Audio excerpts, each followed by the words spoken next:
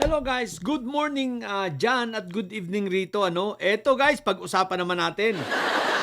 Guys, may premonition ako.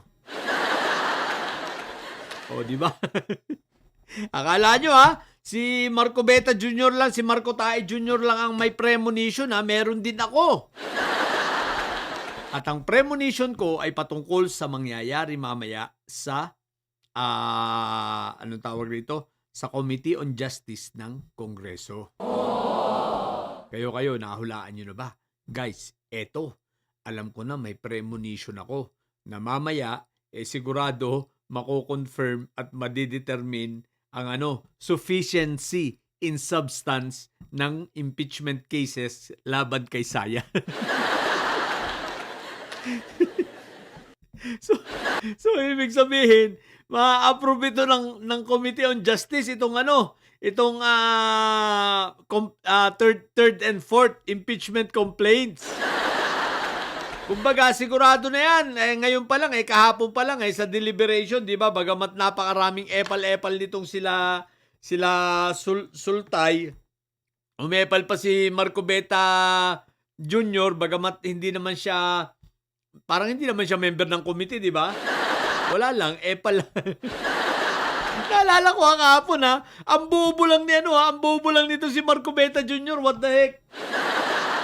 Isipin mo yung sinasabi niya, mukhang isinend lang sa kanya. At hindi niya personal knowledge. Napansin niyo ba o ako lang ang nakapansin, di habang binabasa niya, very obvious na hindi sa kanya nang galing at isinend lang sa kanya. At hindi rin siya ang gumawa. What the heck? So, di ba, ang bobo lang? So, dyan mo makikita, what the heck talaga, Kasi iniisip ko lang, yung mga ganong discussion, bakit wala kang personal knowledge? Pwede naman sabihin sa sarili mo lang yun, di ba? Kagaya nung ibang mga congressman na mga galing, yung mga bata, sila po, di ba? Kita mo naman, kung magtanong at kung maglatag ng mga questions, di ba?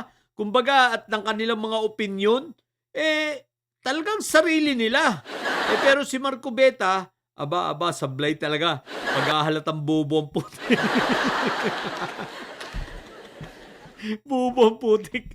Anyway guys, eto tulad ng sinabi ko may premonition ako. Sigurado kinita ko na ngayon, ma-approve mamaya ang sufficiency in substance. Para sa ganon, mabubuo na ang sufficiency in form and substance, At ang ibig sabihin niyan, naku po, pasado na sa Committee on Justice at padadalan na si Inday Sayad, pasasagutin na sa complaints niya ng within 10 days 10 days hindi calendar days hindi ito session days guys ang 10 days ay calendar days, then sasagutin uli yan ng Committee on Justice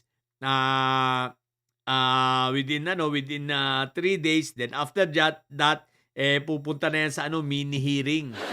So doon na magkakalabasan ng mga ebidensya, lalabas na si Madriaga nakapuro din.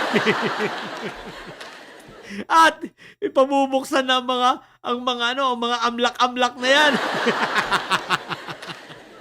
At pagkatapos, aakyat na sa Senado at nandun na ang labanan. So, doon tayo magbabantay ngayon, di ba? Tingnan natin kung ano mangyayari sa Senado. Pero, hindi pa rin nagbabago. Ang balita ko talagang merong may babaliktad kasi talagang magbabase sa ebidensya. Di ba? So, mukhang makukuha naman yung 16. Pero, tingnan lang natin. Tingnan natin. So, maganda-ganda ito. So, ang ganda ng premonition ko, Malamang kayo din, pare-pareho tayo. What the heck? Hindi kaya tayo mauwi na lang nito sa panguhula. At magi na lang tayong mga, ano ba tawag doon sa mga sa mga nanghuhula, tsaka baka maging sorcerer na tayo. What the heck? So, yun lang. So, abangan natin ang premonition kong ito, na talagang mamaya, mako-confirm at madidetermine ang sufficiency in substance. In short, both form and substance, mamaya, na yun, madidesisyonan na, di ba? Yung form na desisyonan na, automatic na yun, sufficiency in form na yun, yung substance, di ba? So, yun. Simula na yan. Simula na ang pagguho ng karir ni Sayad. Sa utak, wala nang guguhuin sa utak ni Sayad. May sayad na nga yan. Di ba? Sa mga bobong didilis dyan at may sayad ang tatay nyo ay karton, manatili kayo mga bobo at may sayad sapagkat ang may sayad ay laging high blood. Bye!